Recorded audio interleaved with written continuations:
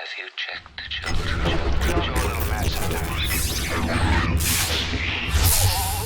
Hi, I'm Chucky. Wanna play?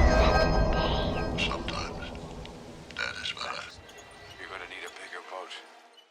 Long days and pleasant nights, fellow travelers along the path of the beam. I am known on this level of the tower as Jaime and Fuego, and I have some special guests with me for some coverage of the new CBS All Access The Stand. First off, the showrunner, the creator, the founder of The Feast. What's up, guys? I'm Cecil, Laird, and none of that. I'm just part of the channel. And then the newest edition, my dude, hand it over to you, sir. Howdy, guys. Robert Duell here. Damn breezy. And so this was originally going to be like a Hail to Stephen King proper. We tried to like twist Marsha Parker's arm, get her into it. She was not as into this as I had initially assumed. I was like, Skarsgård, I mean, hottie from True Blood, come on, girl. But yeah, she's just not a big fan of The Stand, and I can kind of understand because this is really one that, subject-wise, despite the fact that it was filmed over a year ago, it's hitting home for a lot of people because of the kind of year that we have had. The subject matter is very sensitive for some, which I mean, hey, it makes sense. And so we are talking about the premiere, the very first episode of the 2020 version of The Stand. Now, it was done previously in 1994, directed by Mick Garris. I know Cecil has seen it. Robert, have you seen that previous version of the miniseries before? Yep. Thoughts on it? Did you like it, or did you think it was did. kind of hammy and hokey like some people? No, I definitely liked it and everything. Obviously, like the rewatch, it doesn't necessarily hold up, but it still has its merits. I like it. I've liked it ever since I watched it, and it's the reason why I ended up getting all of the Stand comics out of Marvel when they were doing those. Still the best adaptation of the source material. I loved it. I loved the original source material. So I had, and I watched all of True Blood. So I had quite high hopes going into this, knowing that Eric the Viking was going to be playing Randall Flagg. And yeah, let me know when we get into what we thought of this pilot episode. Yeah. So beyond, I mean, honestly, I'm thinking since it's been a few days, we just spoil this and we talk about just personal impressions and plot developments. And the biggest thing for me, just to throw out, guys, since you have both seen this in its previous incarnation, which Stephen King himself actually scripted, this is not going for the sort of, I guess, timeline, so to speak. I mean, things are kind of jumping all over the place, a la Lost and various other shows that have kind of told things in a fragmented order. I could see some people enjoying that, and I could see some people really getting upset because they're like, okay, these characters develop so distinctively over the course of the narrative, maybe that's going to hinder that. I watched this 3 times at this particular point, being how nuts I'm sorry. I am. Damn, I'm so dude. sorry. Well, no, because when I watched it at like 2 or 3 in the morning, whatever the hell it was when it first debuted here in the States, I was very upset, and I just had to at least give a quick minute on Instagram, and I was like, yeah, I can see the deliberate decision really turning some people off. It turned me off initially. Upon some further viewings, I'm a little more accepting of it, but I mean, they wanted to do something different. I still don't necessarily think it works. In further viewings, I found, at least as far as overall impressions go, I found the strength of the performance, most notably Owen Teague, the guy who plays Harold. He kind of steals the show for me a little bit in this. He also, he was Patrick Hochstadter in the first It film. I thought he was great. That was him? Yeah, same kid. Yeah, and and James Marsden, Odessa Young, who Cecil and I reviewed Assassination Nation that she was in. She's kind of an up-and-comer who's playing Franny. So I thought that review finally coming in the next 4 weeks. I saw you scheduled it finally, man, for February. But yeah, I think performances are good. But the biggest thing, at least for me, as like the King crazoid for overall impressions, is the fact that I don't like the way they're structuring it, but it was a very deliberate decision. They were trying to be different. I don't know if it works. So that's my overall impression. I'm going to throw it to Cecil, man. What do you think? Yeah, dude? I was going to ask if I could go next, because I don't care what the reasoning is behind it. All we have to work off of is what we are presented. And quite frankly, and I've been trying to decide, is this too heavy of terminology for me to use? and I don't think it is. I kind of hated it. I kind of hated the way it was presented. Like, I liked some of the actors. I'm actually quite a big James Marsden fan, especially, you know, after some of his recent turns. I like his straight man turn in the Sonic movie, believe it or not. Like, I also like Disturbing Behavior. He was in Disturbing that, right? Behavior. Yeah, no, I mean, he's done well. I kind of hated how this pilot was presented. It was rushed.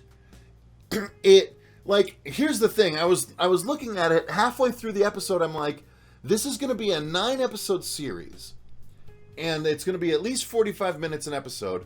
The first series was like 2 3-hour chunks, right? Like a 6-hour series, right, Fuego? Am I mistaken? 8 hours. 8 hours. Okay. Yeah. I feel like they mashed the first 3 episodes of the original series into this first episode, and because they rushed it all, I don't care about the relationship between Franny and her dad. I don't care about that's just the tip of the iceberg. I don't want to waste a bunch of time going into all the things I didn't like, but like there was so much that I did not get invested in because of the way they presented the story. Even all the way down to the guard that escapes. I cared so much less about his story because everything interesting we found out in this version of it was found out after the fact.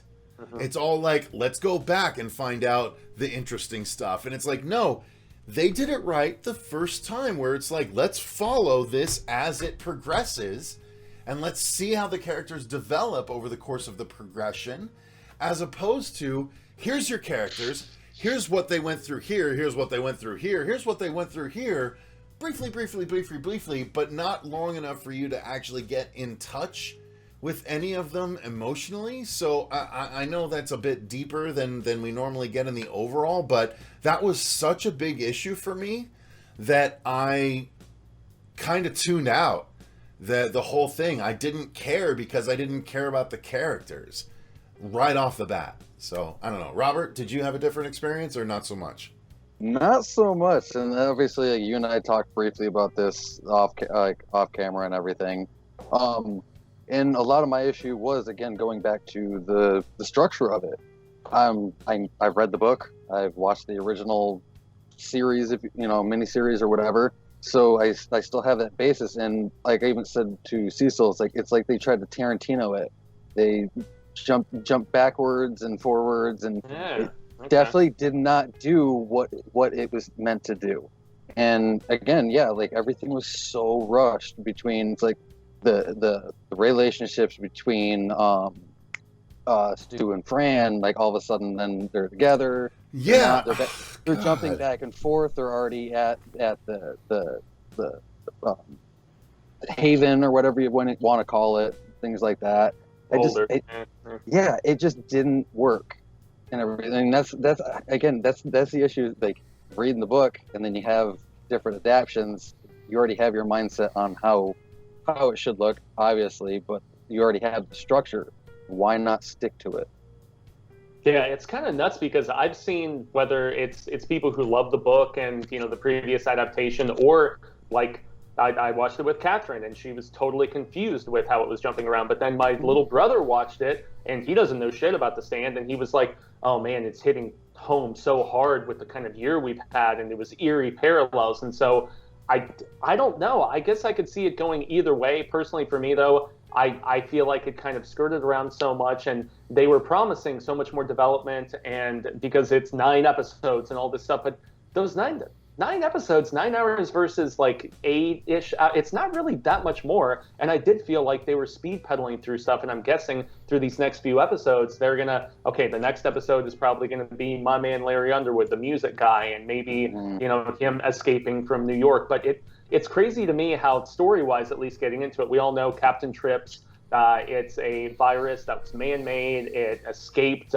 based on negligence, or was it something more? They hint that Flag may have had something to do with that, depending on your personal opinion. One moment that I kind of liked. Yeah.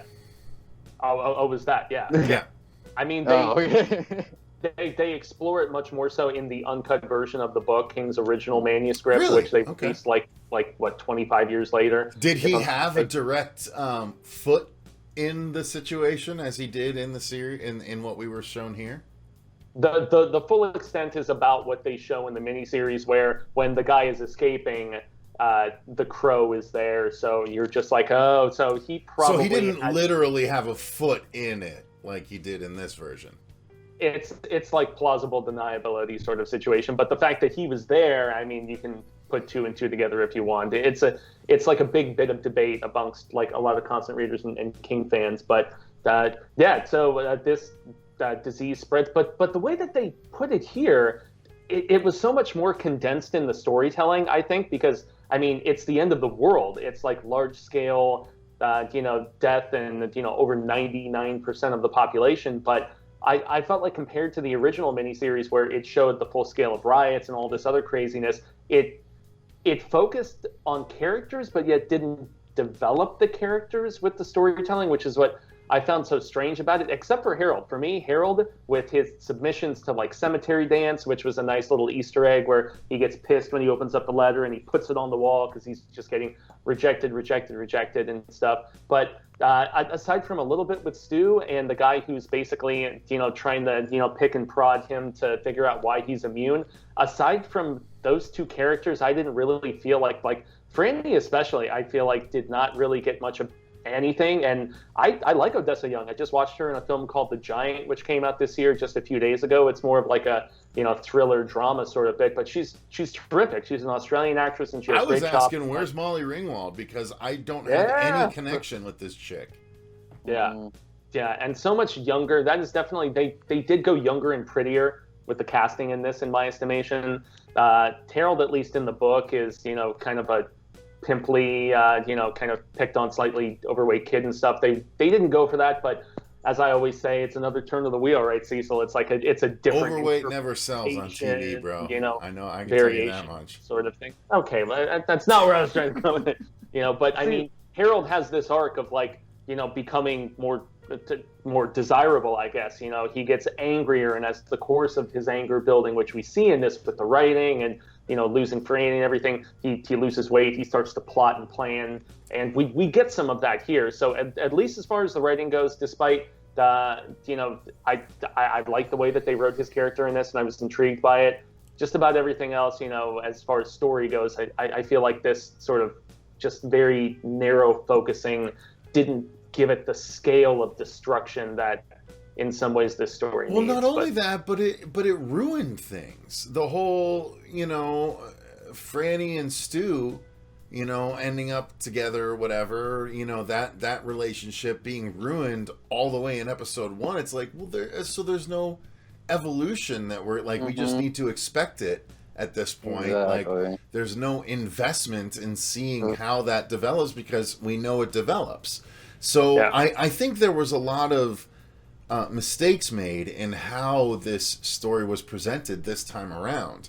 I don't care how good the actors are. I don't care whether they're trying to get to the crux of the 1,000+ page book earlier or not. It felt super, super rushed to me, and I did not get invested in anyone, quite frankly, at this point. I truly didn't. Like, I'm hoping for Larry Underwood and the MOON guy to be super interesting because, for God's sake, there's no one that I'm into right now until, Tom Cullen shows up. You know what I mean? Like, this was such a big disappointment, and acting-wise even, I don't care what actors you get. If you structure a thing in a way where I'm not invested in any of your characters, it doesn't matter who is playing those characters. I'm not invested in those characters. No, 100%, man. Robert, story thoughts? Anything else you want to, just give thoughts upon?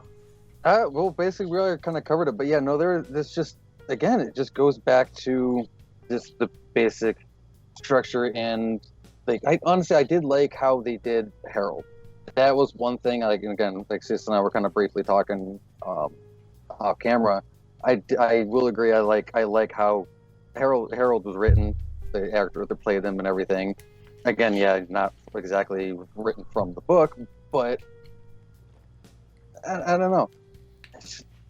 Yeah, dare I say he Yeah, was he was the main character in this episode, if you ask me. In a sense, yeah, but at the same time, we still didn't have a whole hell of a lot of like background and everything. Even the whole relationship between him and Franny from going back to as a childhood thing. We They didn't skipped have over any of stuff that. like in that, like scene to Yeah. scene. They skipped over time, and I'm like, what are you doing? We can't get a semblance of how things are evolving if you're just skipping around like this. Yeah, and I mean, also with that lack of development, it's still really interesting to me how they were so boastful about the lack of constraints and stuff, and they're like, oh, it's going to be very R-rated, but the violence, despite the fact that it's there, the violence didn't warrant R rating. I've seen so much stuff on network television. I mean, I'm sure Hannibal, FX, especially. FX, or even something like Hannibal, like Cecil has talked about. Hannibal on NBC. So much gore. Yeah. You know, really, I felt like they were just a little excessive with the F-bombs, and that's really about it.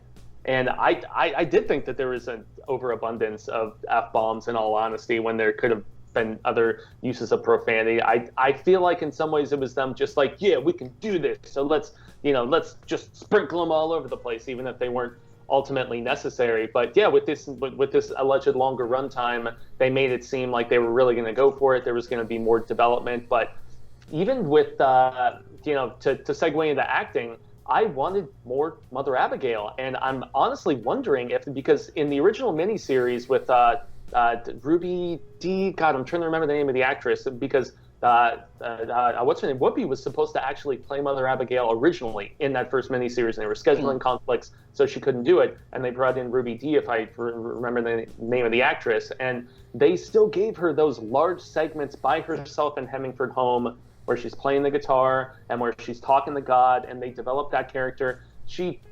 I mean, there's a term that has been used, and it's been used a lot, the magic Negro, and that's the thing that King has received a lot of criticism about, and I'm kind of fearful that they're going to relegate her more so to that in this regard, and a lot of my Black friends have even criticized the previous version for that. So if they scale it down even more so here, I can only imagine the sort of critiques, especially in 2020 with the year that we've had, that we could potentially have. But acting, I mean, anything else you guys want to mention as far as particular performance or just lack thereof, or Not really particularly, and again, just because it goes back to we didn't really have the full development of any of the characters. They were just so cherry picked from scene to scene. Even again, just from going back to the original miniseries, we had more development even in this short time. For this pilot, I definitely feel it should have been at least a 2-hour premiere versus the 1 hour or something that we got. Yeah, or drop a few episodes at a time instead of just one, because this is something about just like a tiny glimpse of a vision. Mm-hmm. I did like most of the acting. I feel like some people, I think Harold was way overdoing it personally. I think even well, the overdoing it, I feel, is because again, like, it was just so cherry picked from scene to scene. You see him kind of developing, but it still strikes me as overdeveloping. It still is overdoing it. And the same thing to be said with the girl that he doesn't like.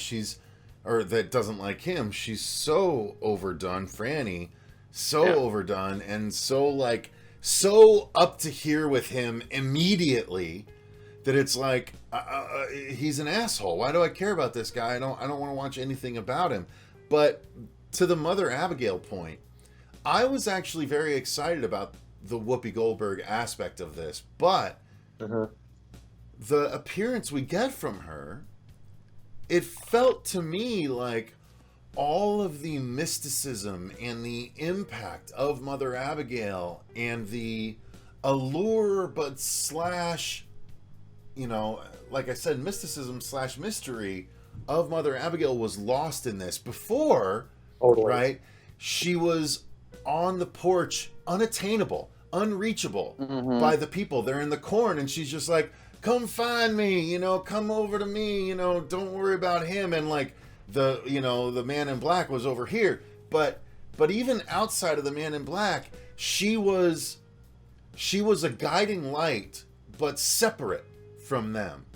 And the very first time we see Whoopi in this, she literally is crouched down right in front of the girl like, hey, come see me in Colorado. You know, it's like, no, you shouldn't be that accessible right away to me. And I've never read the book, so, you know, shoot me if I'm completely misreading this. I'm going based on what I had in the original series, where Mother Abigail was, yes, she fell into the magic Negro trope that eventually became, you know, sort of looked down upon. However, she was the guiding force that I glommed onto when I watched it originally. I loved Mother Abigail, and I loved the idea of being drawn to the godly force to fight the dark man. You know what I mean? Like, I liked how they set it up, but I also liked that she was separate, right? You were in the corn, she was on the porch. Come find me. To put her that close, that accessible so early to me rang weird. It didn't. It just was another weird decision in a increasing line of weird decisions from this pilot for me. Again, I'm the least, you know, King exposed of the three of us here talking about it, but as such, that's my feeling on it. I don't know. Fuego, is that weird? No, it's not. It's not weird at all, because not wrong. I felt the aspect of the streamlining of the storytelling, and I've seen some people, including in the Hail to Stephen King group, claim that they feel like the previous miniseries was too long and plotting and drawn out. And I'm thinking to myself, you've obviously never read the book if you think that it's long and plotting and drawn out. It's over like 1,200 pages or something. It's like, yeah, it's almost 1,200. It's over. The uncut version is like 11 and some change. It's even longer than it. And so for people that feel like it's long and so on and so forth, it's like, you don't understand the nature of this beast. If you're feeling that way, go read the original version that had like 500 less pages and cut out a lot of stuff. But even then, I still feel like the extent of the character development and stuff was not. I don't know. Even talking with you guys, I came in charged. I was like, yeah, it's another turn of the wheel. I'm going to be more positive about it. And now you're just kind of bringing back to my attention the fact that, yeah, maybe my initial reactions were probably a little more on point. I thought with there has been a lot of, as we've talked about acting, let's talk about production value and effects and stuff like that, because the one thing that they sold this to all of us by was they were like, it's also going to be like a not just harder R sort of situation, but a bigger budget. The weird thing is, I feel like this is significantly smaller in scale. Not just that, but significantly less gory than the original series was. PG-13. This is so tame compared. Like, there was some imagery in that original series where there were dead bodies decaying and nasty that they showed in the opening. They're skipping over all of that. Yeah. Like, they didn't show one truly decaying body outside of, like, from really far away, almost security footage style. Like, I was like, what are we doing here? We're so far beyond where, like, we should be able to show disturbing stuff. Like, why is this virus so scary? They got that across so much better in the original story, or in the original miniseries telling, even in the first episode.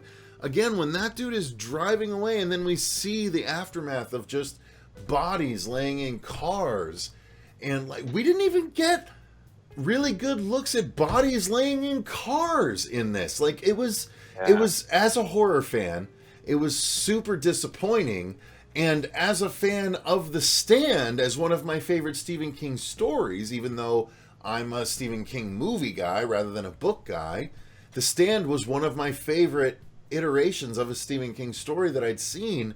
And this is just falling short in so many ways. And it was surprising to me. Like, this is a CBS All Access show. It's not network TV where they have to worry about commercials or anything, but this feels tamer than the original miniseries did as far as effects go, and that's crazy to me when we're almost 30 years removed from it. Yeah, I mean, aside from, like, the whole bubbly net kind of thing that they did with a few people that I thought was a little gross, and I commend them for that.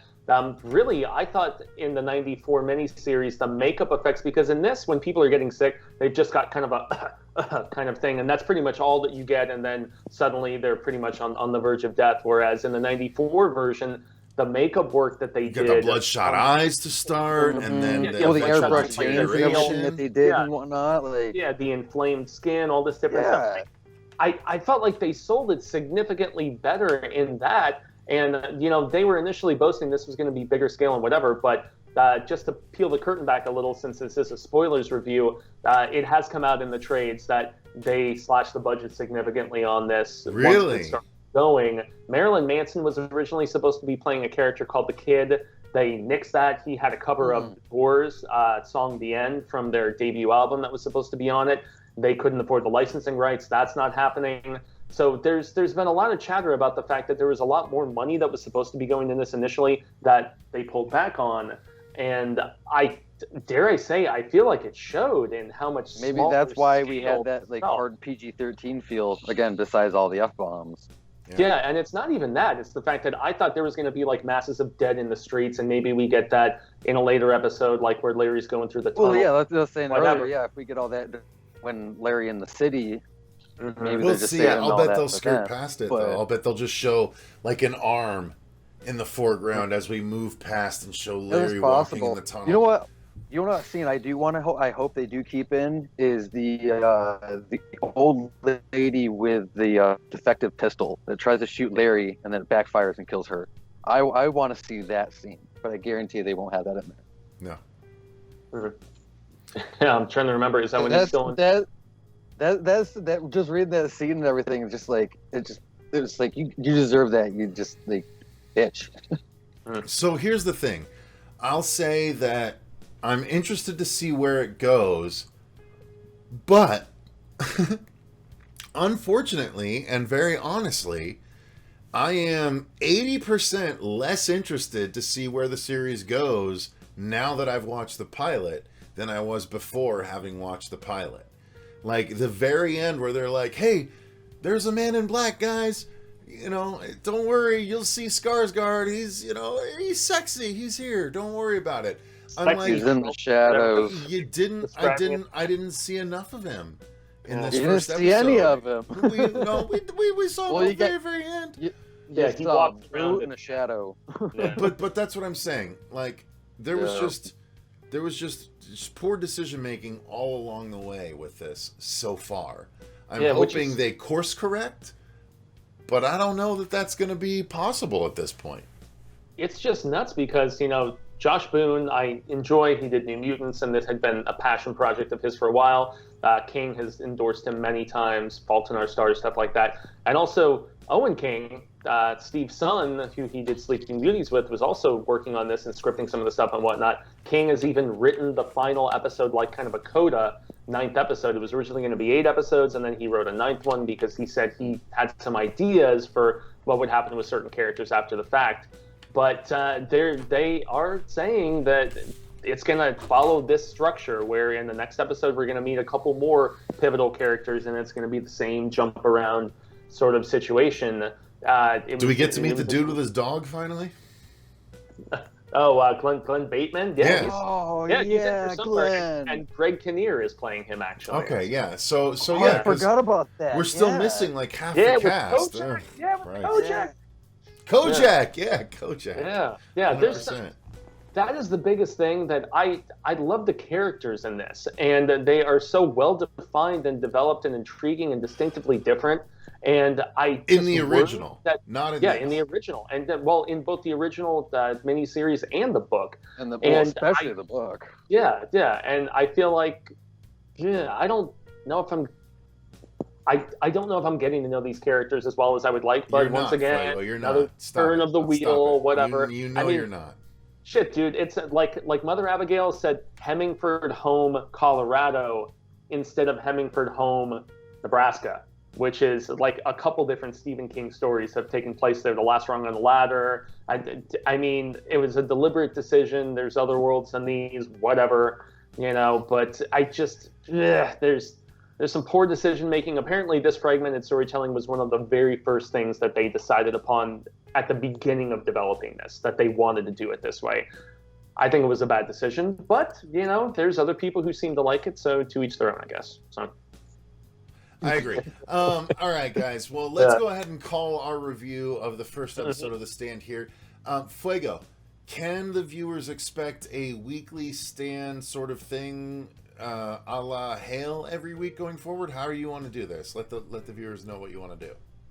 I'm legit not sure. And I feel like you guys should make some mention in the comments about this. You know, let Cecil and, you know, myself and Robert know if you would like some further palaver from us on the weekly basis. Do you want 8 more weeks of weekly updates, or do you just want us to wait and talk about it at the very end? Let us know in the comments below. We're prepared to do weekly remotes like this and kind of supplant Fuego's Hail episodes for the next 8 weeks. But if you guys don't want that, let us know. You know, so get talking down below. Yeah, I had a lot of other stuff lined up for the coming weeks, and we still have, full Dark No Stars, Book of the Month coming at the beginning of January. So I don't know if that's necessarily the after show sort of effect going to be this, aside from maybe me giving 30 seconds on like Instagram or something. I don't know if I want extensive discussion about this. I mean, so you may not see us again until the show's over. We'll see. Yeah. Well, I mean, lots of reviewers got. We'll have a lot more to talk about. Yeah. Lots of reviewers got the first 4 episodes all at once, and that was what they were basing their reviews on. And yeah, exactly. But I mean, if you guys want weekly, we can try to swing it to some degree. But if not, you can just look forward to us guys, and hopefully, you know, Marcia and maybe another guest or two, you know, popping on to discuss it. But that's going to be the end of the proceedings. Fuego, myself, obviously, Robert and Cecil. This isn't like an official Hail episode or anything, but like, share, subscribe. We greatly appreciate it. We have a Patreon. If you want to give us insight or suggestions about stuff that you would like us to review, do commentaries about, that is always appreciated. And there is also a Hail to Stephen King Facebook group where we have lots of fun palaver and stuff, and keeps you guys in the loop, and myself as well. So I guess until the Wheel of Caw comes around once more, hasta luego, sin amigos. I've been Jaime and Fuego. I'm Cecil Laird, and we are going to be returning back to our Christmas in Hell after this episode. So this is just a little sidestep covering this, but enjoy the rest of that Hellraiser coverage. Hell yes, Duel. And until next time, gang, remember, stay scared and read Stephen King, because read The Stand compared to what we got on Read The Stand. Stay scared, y'all. It was amazing. Yeah. And listen to Black Sabbath, because that was one of the few things. Hearing changes in the episode was pretty cool. I'm going through changes.